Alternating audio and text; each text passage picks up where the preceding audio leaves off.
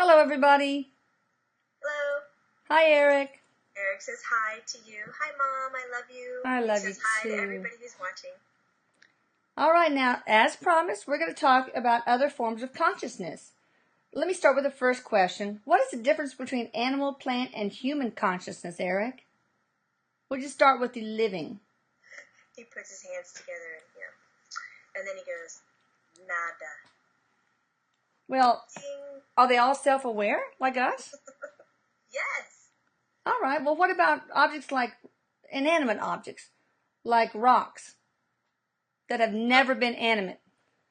That's a little different. So it doesn't really maintain life the way that we describe it. It maintains energy. Okay. Right? And energy can hold information. But when I talk about life, I mean something that has a soul that needs to eat and produce energy itself to live and survive. And he's questioning how he should say that also in eating and surviving it shows growth, change of self or maintenance of self. Change on a biological level or on a spiritual level? Oh, he said I would take both on that one. He just meant change in general. And he said a rock shows change, right, because of its shape and erosion and its growth and how it was produced, much like crystals do. They grow. But there's not necessarily a soul inside of a crystal, but it's made from energy. And that energy has information of where it was formed. It has a certain vibrational pattern. It can assist with living soulful items. I'm not an item. Well, hey, maybe we are items in that sense. We're an item. Check your ass for a UPC label. Oh, geez. Okay. I don't want to go there. Okay, let's see. So, what about an inanimate object that used to be alive, like my desk, made of wood?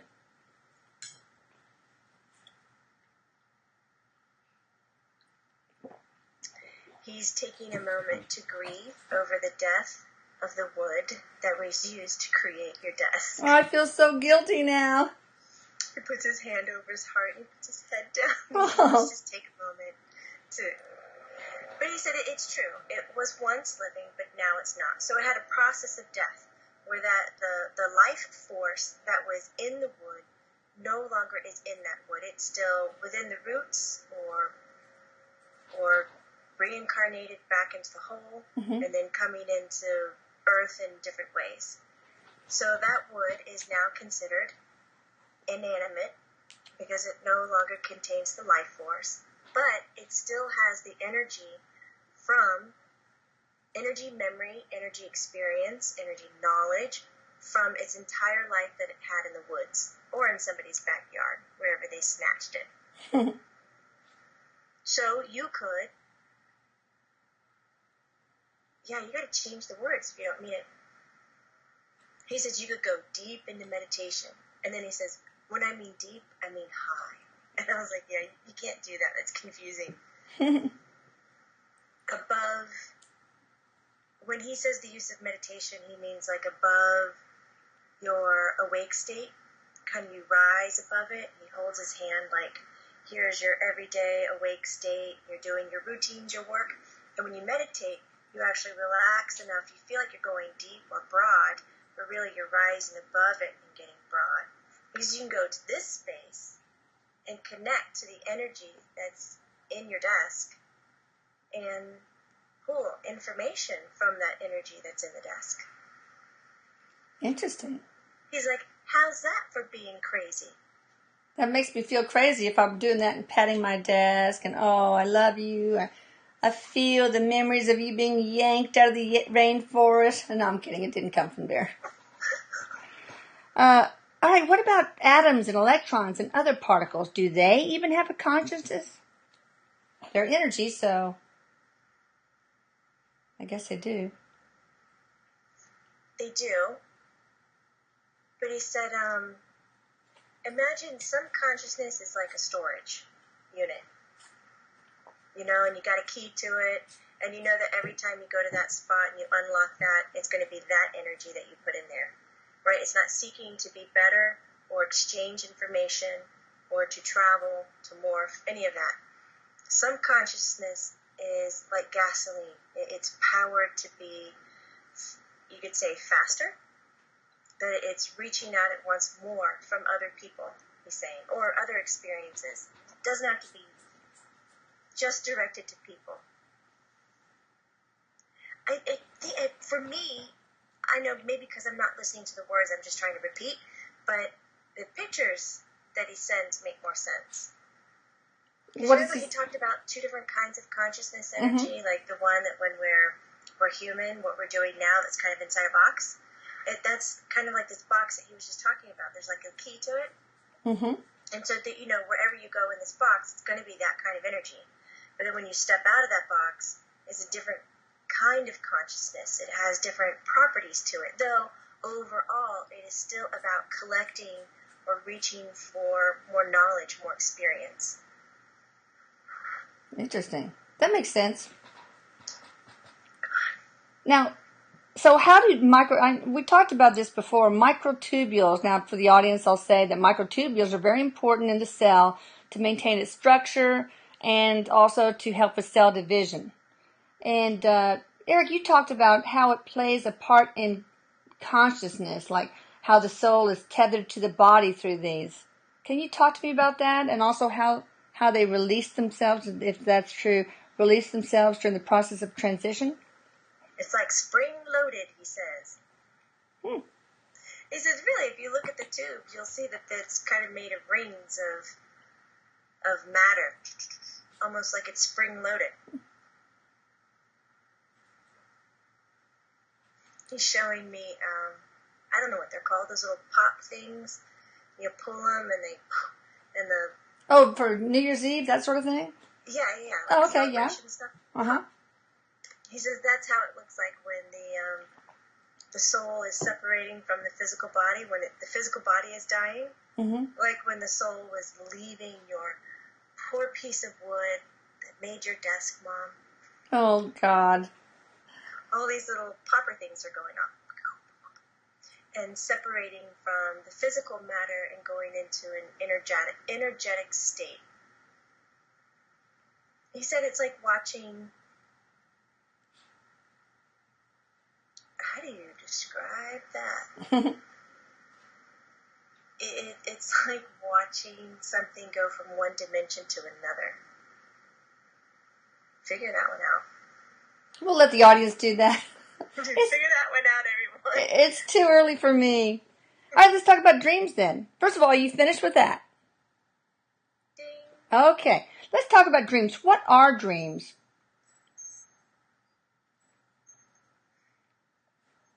Fun. Yes.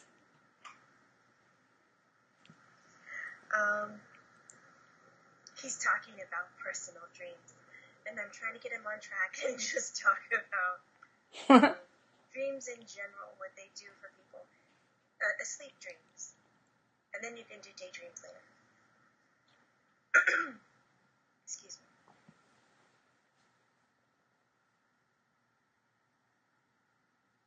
Here we go down the picture.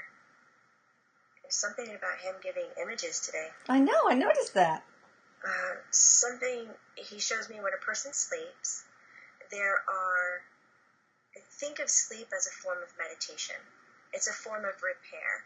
Like your body needs to shut down in darkness to do cell repair, recovery. And what the brain does is the same thing. It's trying to repair. It's trying to recover information that it's going through or needing to go through, right? Because when you let go of your conscious thought, your conscious goggles, when you take those off and you go to sleep, your brain can actually comprehend what's happening with you in every other lifetime. Not this linear entrapment thing that we like to believe in, but it can go cross-dimensional everywhere. It can do these things. So our dream state is often based on that brain's journey to collect information or to put you through experiences to bring back into the life that you're living now. It plays it out in very, what we might consider illogical. Illogical, is that a word? For some reason it sounds so foreign to me right now. It'll come across as very illogical, but when you're in that framework of a dream, it makes perfect sense to you when you're experiencing it. And these dreams are when we can imagine you've taken off your consciousness goggles and set them aside. Your conscious energy becomes subconscious beneath the layer where it can travel cross-dimensional. It can take your soul, your spirit, however you want to define it, kind of away from the physical body, because the physical body is doing its gig. It's trying to repair its cells and do recovery tactics and take the soul onto this journey. Now, some of us do transcend space and time when we're asleep. We travel out of body. We journey. He says that's the most that I can tell, almost as easily as the Peter Pan story where you fly out your fucking window and go to another world. Can you go to the afterlife? Yes, absolutely. And the afterlife can come to you. So you could come and visit me. Hint, hint. Yes. Thank you for the reminder. So do we actually, our souls leave our bodies during dreams? Yes, that they can. It is not every dream that does that. But yes. All right, what about our guides or our higher self? Do they communicate or download information while we're asleep? Absolutely. Well, they need to do that more with me. You need to know more, Mom? Yes, I do. Yeah, most people experience this between the hours of 2 and 3 a.m. And he said that it correlates between the sleep patterns and the human sleep cycle. Okay. But it is also a time where guides come in and download information. And he said, you say higher self, like it's some other dude. Well, true but self. It's still part of you. Okay. Yeah, because I like that one. Use that. Okay. Will do. Yes, sir. What about astral travel? How is that different from dreams? Well, he said it's what can happen in dreams. You can leave your body and travel. You can also learn how to astral travel consciously.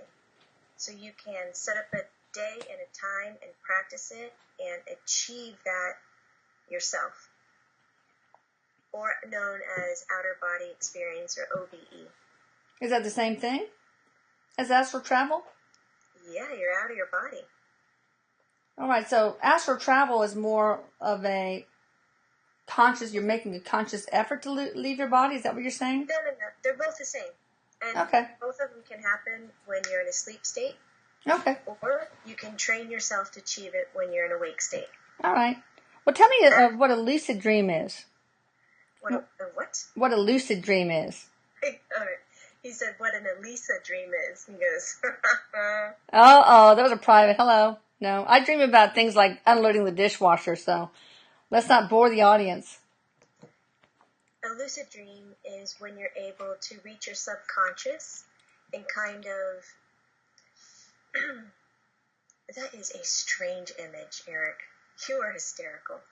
Imagine if you're beneath a waterbed, right? Like you're in a room, and the ceiling is the bottom of a waterbed. Mm-hmm. And you just took a little knife, and you're in the subconscious, right? And the consciousness is the waterbed. It's all contained. And you took a little knife, and you just cut a little hole, and the water started leaking into the subconscious. That's a lucid dream.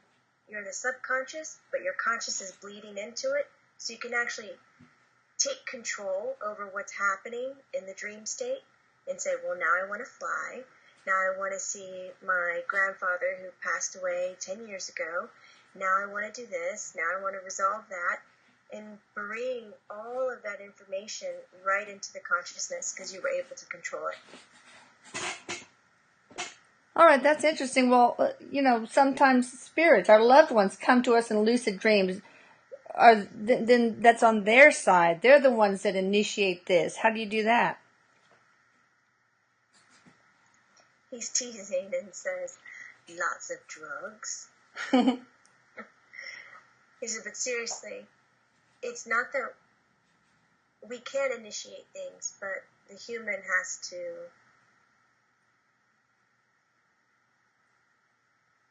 he's changing his words, hold on. The human has to want or desire that kind of communication or outcome. He said if we work with someone's subconscious in that way and they're not willing, or he's telling me that it's a no. It's a no. He's like, we just don't do that. That goes against the person's wishes. He said, so like you, Mom, if you want me to come to you in a dream and you want to chill out and talk and things like that, I know you're a willing participant. Yes, and I need more of those. Thank you very much. He said, I could come to you and say, while you're sleeping, all right, I'm going to get into that dream. And I want her to know that even though she's in a dream, that it's real, so it makes it lucid. So you understand, like, wait a second, you're not real because I know you've passed away, but here you are in front of me, and that's real. But wait a second, I'm in a dream, but I know what I'm saying. He goes, that's that sweet spot where we can start to communicate to people. And he says, like I mentioned before, when you go into your subconscious, it's like your soul separates from the physical body. You can cross dimensions, which takes you into our plane, which we can just kind of walk into that space. It's not necessarily a room. We don't knock on a door and open the door and go, hey, is this your dream? Can I come in, man? Not like that. But it is more like a holding of a space where we can allow our energy to merge into it, and then we share this telepathy. You are basically the creator, and I am playing along. I'm interacting with it. But the person who's in the dream state has the control over what's going on. So I can only work with that person's willingness. Okay. That's great. Well, I think this is a perfect place to end off. Everybody, I hope you enjoyed this part, and I'd like you to join Erik and his blog, www.channelingerik.com, and please visit Jamie's site. It's withloveandlight.com, and it's spelled out, no ampersand. And we'll see you next time, guys. Awesome. Erik says, take care, everyone. Bye. Bye.